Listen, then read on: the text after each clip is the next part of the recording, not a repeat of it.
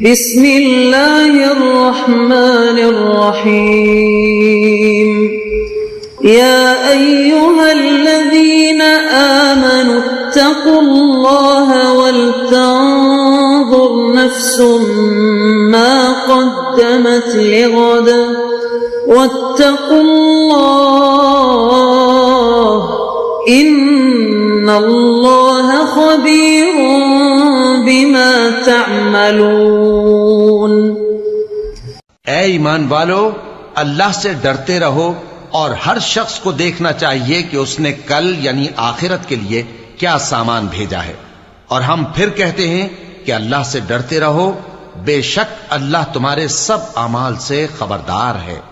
بسم اللہ الرحمن الرحیم، الحمد للہ رب العالمین، والصلاة والسلام على اشرف الانبیاء والمرسلین وعلى آلہ واصحابہ اجمعین ومن تبعہم بإحسان الى یوم الدین۔ قابل صد احترام حضرات شائقین و شائقات سچا پیغام، السلام علیکم ورحمۃ اللہ وبرکاتہ۔ آج کی محفل میراث النبی کے نورانی پروگرام میں آپ کا استقبال ہے۔ اہلا و سہلا مرحبا۔ ہم آپ تمام حضرات و مستورات کا خیر مقدم کرتے ہیں۔ محترم حضرات و خواتین، تعلیم کا آغاز ہو رہا ہے۔ سب سے پہلے آداب تعلیم کا لحاظ کرتے ہوئے تعلیم کی طرف متوجہ ہو جائیں۔ پورے دھیان سے سننا، عمل کی نیت سے سننا اور تبلیغ کی نیت سے سننا، یعنی سنی ہوئی باتیں دوسروں تک پہنچانے کے جذبے سے سننا۔ چند خاص آداب تعلیم ہیں، امید ہے کہ آپ حضرات ان آداب کا ضرور خیال رکھیں گے۔ جزاکم اللہ۔ بسم اللہ الرحمن الرحیم۔ زکوٰۃ کی برکت سے متعلق ایک غیر مسلم کا مشاہدہ۔ حضرت شیخ الحدیث مولانا زکریا رحمۃ اللہ علیہ نے آپ بیتی میں اپنے والد حضرت مولانا یحییٰ صاحب رحمۃ اللہ علیہ اور بعض لوگوں کے حوالے سے یہ واقعہ لکھا ہے جو نہایت ہی حیرت انگیز اور قابل عبرت ہے۔ وہ یہ کہ ضلع سہارنپور میں بہٹ سے آگے انگریزوں کی کچھ ٹولیاں تھیں۔ اس کے قرب و جوار میں بہت سی کوٹھیاں کاروباری تھیں جن میں ان انگریزوں کے کاروبار ہوتے تھے، اور ان کے پاس مسلمان ملازم کام کیا کرتے تھے، اور وہ انگریز دہلی، کلکتہ وغیرہ بڑے بڑے شہروں میں رہتے تھے۔ کبھی کبھار معائنے کے طور پر آ کر اپنے کاروبار کو دیکھ کر چلے جاتے تھے۔ ایک دفعہ اس جگہ میں آگ لگ گئی، قریب ساری کوٹھیاں جل گئیں۔ ایک کوٹھی کا ملازم اپنے انگریز آقا کے پاس دہلی بھاگتا ہوا گیا اور جا کر واقعہ سنایا کہ حضور سب کی سب کوٹھیاں جل گئیں اور آپ کی بھی جل گئی۔ وہ انگریز کچھ لکھ رہا تھا، نہایت اطمینان سے لکھتا رہا، اس نے التفات بھی نہ کی، یعنی توجہ نہ فرمائی۔ ملازم نے دوبارہ زور سے کہا کہ حضور سب جل گیا۔ اس نے دوسری دفعہ بھی لاپرواہی سے جواب دے دیا کہ میری کوٹھی نہیں جلی، اور بے فکر لکھتا رہا۔ ملازم نے جب تیسری مرتبہ کہا تو انگریز نے کہا، میں مسلمانوں کے طریقے پر زکوٰۃ ادا کرتا ہوں، اس لیے میرے مال کو کوئی نقصان نہیں پہنچ سکتا۔ وہ ملازم تو جواب دہی کے خوف کے مارے بھاگا ہوا گیا تھا کہ صاحب کہیں گے کہ ہمیں خبر بھی نہ کی۔ وہ انگریز کے اس لاپرواہی سے جواب کو سن کر واپس آ گیا۔ آ کر دیکھا تو واقعی میں سب کوٹھیاں جل چکی تھیں، مگر اس انگریز کی کوٹھی باقی تھی، جلی نہیں تھی۔ تو ایک غیر مسلم کو کتنا یقین تھا کہ زکوٰۃ ادا کرنے سے مال محفوظ رہتا ہے، اور مال محفوظ بھی رہا۔ اللہ رب العزت سب کا رب ہے، بندے کے ساتھ اس کے گمان کے مطابق معاملہ کرتا ہے۔ بعض اعمال کی دنیاوی ثمرات اللہ رب العزت عطا کر دیتے ہیں، اخروی ثمرات صرف ایمان والوں کے لیے ہیں۔ ایک واقعہ حضرت شیخ الحدیث مولانا زکریا رحمۃ اللہ علیہ نے نہایت حیرت انگیز بیان کیا ہے، جس کا خلاصہ یہ ہے کہ مظاہر علوم سہارنپور کے ابتدائی محسنین میں سے ایک صاحب حافظ فضل حق تھے۔ ان کا تکیہ کلام تھا اللہ کے فضل سے، ہر بات میں یہی کہا کرتے تھے کہ اللہ کے فضل سے یہ ہوا، اللہ کے فضل سے وہ ہوا۔ ایک مرتبہ انہوں نے حضرت مولانا محمد مطہر صاحب رحمۃ اللہ علیہ سے صبح کو یہ عرض کیا کہ حضرت جی، رات تو اللہ تعالیٰ کے فضل سے اللہ کا غضب ہو گیا۔ حضرت بھی یہ فقرہ سن کر ہنس پڑے اور دریافت کیا کہ حافظ جی، اللہ کے فضل سے اللہ کا کیا غضب ہو گیا؟ انہوں نے عرض کیا کہ رات میں سو رہا تھا اور مکان میں اکیلا ہی تھا، آنکھ کھلی تو دیکھا کہ 3-4 آدمی میرے کوٹھے کے کیواڑوں کو چمٹ رہے ہیں۔ میں نے ان سے بیٹھ کر پوچھا، کیا تم چور ہو؟ کہنے لگے، ہاں ہم چور ہیں۔ میں نے کہا، سنو، میں شہر کے بڑے لوگوں میں سے ہوں اور مدرسے کا خزانہ بھی میرے ہی پاس ہے اور سارا کا سارا اسی کوٹھے میں ہے، اور یہ تالا جو اس کو لگا ہوا ہے 6 پیسے کا لگا ہوا ہے، تمہارے باپ دادا سے بھی نہیں ٹوٹے گا۔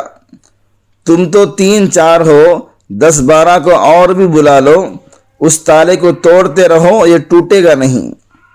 میں نے حضرت مولانا مظہر صاحب سے سن رکھا تھا کہ جس مال کی زکوٰۃ دے دی جاتی ہے وہ اللہ تعالیٰ کی حفاظت میں ہو جاتا ہے۔ میں نے اس مال کی زکوٰۃ جتنی واجب ہے اس سے زیادہ دے دی ہے، اس لیے مجھے اس کی حفاظت کی ضرورت نہیں، اللہ میاں اپنے آپ حفاظت کر لیں گے۔ حضرت جی، اللہ کے فضل سے میں تو یہ کہہ کر سو گیا۔ میں جب پچھلی پہر کو اٹھا تو وہ تالا توڑنے میں لگے ہوئے ہیں۔ میں نے کہا، ارے میں نے تو کہہ دیا تھا کہ 10-12 کو اور بلا لو، تو اللہ تعالیٰ کے فضل سے ٹوٹے گا نہیں۔ حضرت جی، یہ کہہ کر میں تو اللہ تعالیٰ کے فضل سے نماز میں لگ گیا، اور جب اذان ہو گئی تو میں ان سے یہ کہہ کر میں نماز کو جا رہا ہوں اور تم اسی کام میں لگے رہو۔ پھر حضرت جی اللہ کے فضل سے وہ سب کے سب بھاگ گئے۔ زکوٰۃ کی برکت دیکھیں کہ اللہ رب العزت نے اس آدمی کے مال کی حفاظت کیسے فرمائی۔ محترم ناظرین کرام، اس دینی اور ایمانی بیان کو سننے کے دوران ہی اس کو لائک کر دیجئے اور شیئر بھی کر دیجئے تاکہ دوسرے بھی اس سے فائدہ اٹھا سکیں۔ اللہ آپ کو جزائے خیر عطا فرمائے۔ ہشام ابن خالد رحمۃ اللہ علیہ کہتے ہیں، میں ایک مسجد میں چلا گیا اس حال میں کہ میرے پاس ایک تھیلا تھا جس میں 1000 درہم تھے، ان کے علاوہ میرے پاس کچھ بھی نہیں تھا۔ وہ دراہم میری کل جمع پونجی تھی۔ میں نے وہ تھیلا ایک ستون کے ساتھ رکھ دیا اور نماز پڑھنے لگا۔ نماز کے بعد اس تھیلے کو وہیں بھول کر واپس چلا آیا۔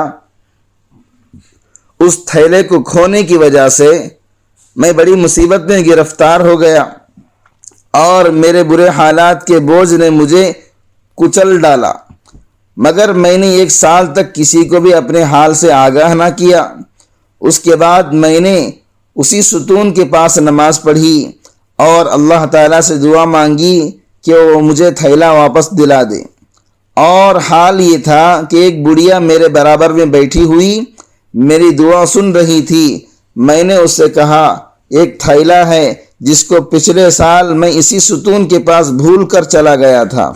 کہنے لگی، وہ تو میرے پاس ہے اور پچھلے 1 سال سے میں تمہاری منتظر ہوں، تمہارا انتظار کر رہی ہوں۔ پھر وہ بڑھیا وہی تھیلا مجھے دے کر چلی گئی۔ جب مال حلال کا ہو اور انسان اس کا حق زکوٰۃ اور صدقے کی صورت میں پورا نکال لے تو اللہ رب العزت غیبی طور پر اس مال کی حفاظت کرتا ہے، یہاں 1 سال تک اللہ تعالیٰ نے اس آدمی کے تھیلے اور مال کی حفاظت کی۔ حضرت رابعہ بصریہ رحمہ اللہ کی عبادت اور چوروں سے مال کی حفاظت۔ حضرت رابعہ بصریہ رحمہ اللہ کی خادمہ کا بیان ہے کہ آپ ساری رات نوافل میں مشغول رہتی، طلوع فجر کے قریب مصلی پر بیٹھی بیٹھی اونگ سی لیتی، یہاں تک کہ صبح نمودار ہو جاتی تو گھبرا کر پکار اٹھتی، اے نفس تو کب تک سوتا رہے گا، جاگ، عنقریب وہ وقت آنے والا ہے، تو ایسا سوئے گا کہ ہنگامہ محشر تک تجھے کوئی نہیں جگائے گا۔ وصال کے وقت تک حضرت رابعہ کا یہی معمول رہا ہے۔ آپ کی انگنت کرامات میں سے ایک یہ بھی کرامت ہے کہ آپ سو رہی تھی، چور آیا اور آپ کے کپڑے اور ساز و سامان اٹھا کر جانے لگا، مگر اسے گھر سے باہر نکلنے کے لیے دروازہ دکھائی نہ دیا۔ وہ اسی شش و پنج میں تھا کہ غیب سے آواز آئی، کیا ہوا؟ اگر محب سو رہا ہے، محبوب تو جاگتا ہے۔ ایک دوست محو خواب ہے، نیند میں ہے تو دوسرا دوست جاگتا ہے۔ معزز شائقین و شائقات سچا پیغام، آپ کو اندازہ لگ گیا ہوگا کہ یہ مضمون کتنا اہم ہے اور کس قدر فائدہ مند ہے۔ کم سے کم درجے میں سوشل میڈیا کے ذریعے سے بھی ہم اس کو زیادہ سے زیادہ شیئر کریں گے تو دعوت کے فریضے کی کوششوں میں ہم بھی اپنا کچھ حصہ ڈالنے والے بن سکتے ہیں۔ لہٰذا زیادہ سے زیادہ اس کو عام کریں تاکہ پوری دنیا کے ہندوؤں کی غلط فہمی دور ہو جائے اور انہیں یہ زمینی حقیقت معلوم ہو جائے، اور وہ اپنے اصل مذہبی لیڈر پیغمبر آخر الزماں حضرت محمد الرسول اللہ صلی اللہ علیہ وسلم کو ماننے پر مجبور ہو جائیں اور کلمہ پڑھ کر آپ کے ساتھ ساتھ وہ بھی جنت میں جانے والے بن جائیں۔